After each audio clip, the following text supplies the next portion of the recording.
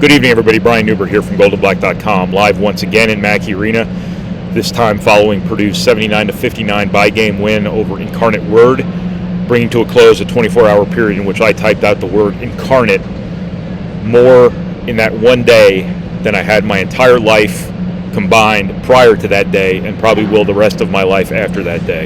Incarnate, I believe it is Latin for made out of meat. You can correct me if I'm wrong. I very well might be, but nevertheless, I am only halfway done typing out the word incarnate here for a couple days because I have to do all of this post-game stuff still. I'm out here a little bit earlier today because I blew through my game story pretty quickly. It's my way of saying I half-assed my game story, so the people are still out here cleaning Mackey Arena, so you can pardon the distractions if there are any. This is your wrap video again following this win over Incarnate Word. It's brought to you by our friends at the Purdue Club Hotel and the 811 restaurant. Thank you to them for their support. And let's get this over with so we can all get to the holiday. I thought this was a good opportunity for Purdue to come out here and build good habits, to be as attentive defensively as they were against Butler, to take care of the basketball the way they did against Butler, and just show that after those rough two games out east, they turned a little bit of a corner in terms of shoring up some of the things that perhaps plagued them, and perhaps were slipping on Purdue after that really hot start to the season. I thought they were a little bit casual to start this game. I thought they were having a little bit of fun out there. Fun's fine. Horsing around, I think maybe to a certain extent, maybe there was a line being walked there in terms of maybe horsing around a little bit. It didn't matter. This is one of those games where the outcome is decided before the ball is thrown up for the opening tip-off. If you were anxious after Incarnate Word went up 6-0 to start this game, shame on you, because these are the games in college basketball that are the lowest end of the totem pole of the food chain, whatever it might be. The sorts of games that the NCAA ought to exempt off of people's NCAA tournament resumes. The lowest two wins, in my opinion, you've heard me say this 1,000 times, I don't want to be too repetitive here, but Purdue should not be penalized for scheduling a game like this. Nobody should be penalized for scheduling games like this. You have to fill a season ticket package. You got to play somebody. Your NCAA tournament resume shouldn't get docked for playing games like this. If you play too many of them, yes, but for the majority of college basketball, just exempt the two lowest net ranking teams so you're not disincentivizing the haves in college basketball from scheduling the people who need these games the most. Rant over with. I will spare you that opinion for the rest of this video, I promise. It's my go-to in situations like this. The reason this game was only a 20-point game, the positive for Incarnate Word was they only lost by 20. That's better than this could have been. That was the case because they shot the ball very well. I don't think that was necessarily an indictment of Purdue's defense. I think a team like Incarnate Word, when they're facing a Big Ten team, they got to do something. You end up shooting a lot of threes because you don't really have a lot of other good options. Some nights you're going to make them. Against Purdue, these smaller out-of-conference opponents are always going to have an advantage on the perimeter when Purdue's playing as big as Purdue's playing.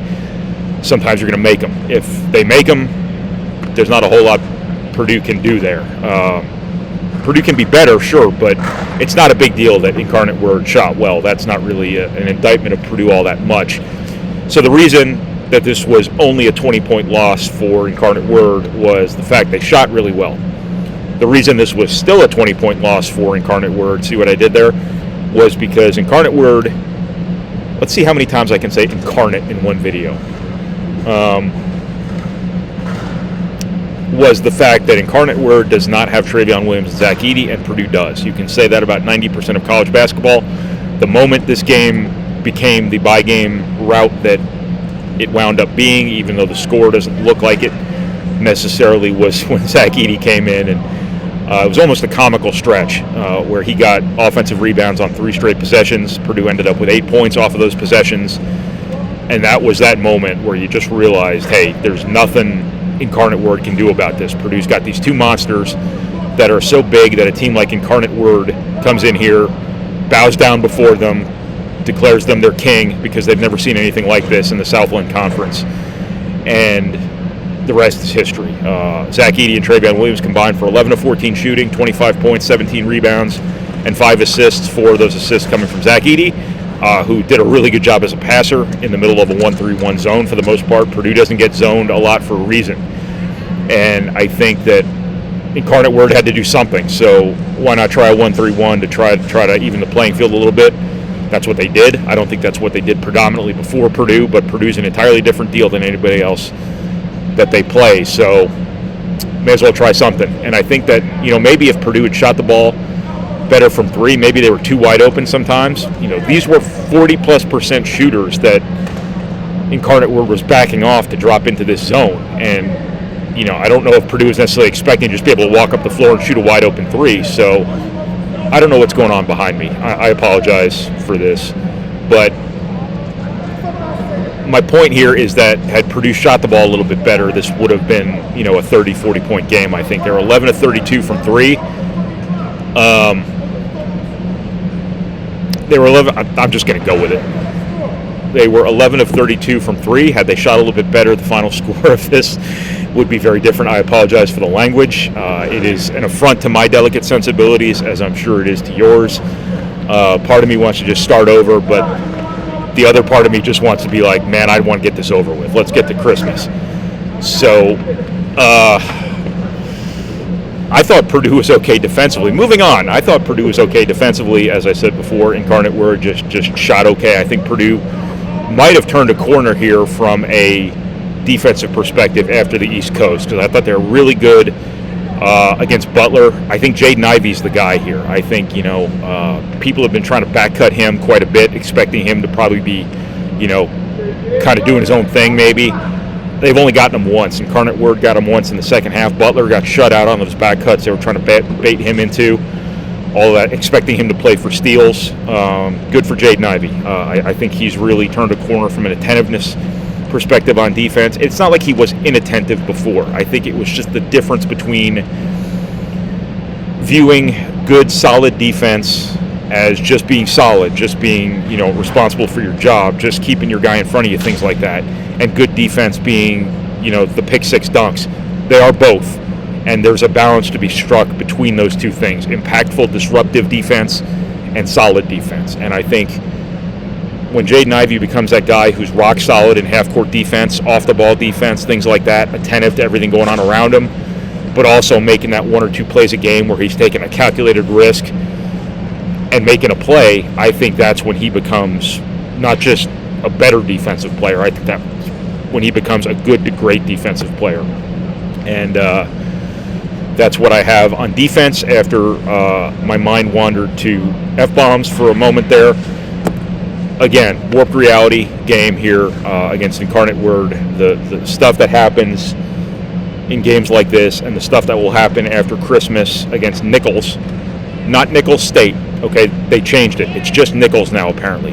They've got to stop changing the name of this stuff like this for the sake of sports writers. They change the name of these buildings. They change the name of schools. And people like me who are used to the just normalcy when it comes to what we write and what we know, it's just got to stop. If not for the general college basketball population at large, do it for the sports writers. Stop changing the names of your schools, Nichols. Anyway, the results of these games don't matter all that much because they're not relevant context to what lies ahead when Wisconsin comes here to resume Big Ten play. But still, this is what the college basketball ecosystem is made up of. So you got to play them, and you got to find a way to get better from them. And I think Purdue did turn a corner from a defensive perspective after the East Coast here. So that's pretty much all I have to say about the basketball game. Obviously, it is now time for the holiday break. Just wanted to take a moment here to warm all your hearts with my annual holiday message, and just want to thank everybody for reading, and thank everybody for your enthusiasm toward our products, and thank you for the engagement on social media, on YouTube, whatever it might be. Thank you to our many GoldenBlack.com members. You are an extended part of my family. I truly mean that from the bottom of my heart. Thank you to everybody for all of this, and want to wish everyone a pleasant and relaxing Christmas, Hanukkah, Kwanzaa, whatever variant of the holiday that you happen to subscribe to. Variant, probably not the best choice of words these days. So I apologize for my lack of tact there by using variant in regards to the most wholesome, peaceful time of year. So that's what I got, everybody. Thank you so much. Once again, I hope you have a wonderful holiday. I apologize once again for the NSFW language behind me at times here tonight. Thank you for watching. Thank you for reading. Thank you for listening. And thank you for processing our materials, however it is you process our materials. And I forgot to use earmuffs. Anyway, thank you to the Purdue Union Club Hotel and the 811 Restaurant for your continued support. And I will talk to you again after Purdue plays Nichols. Not Nichols State, just Nichols on December 29th. Thank you, everybody. Take care.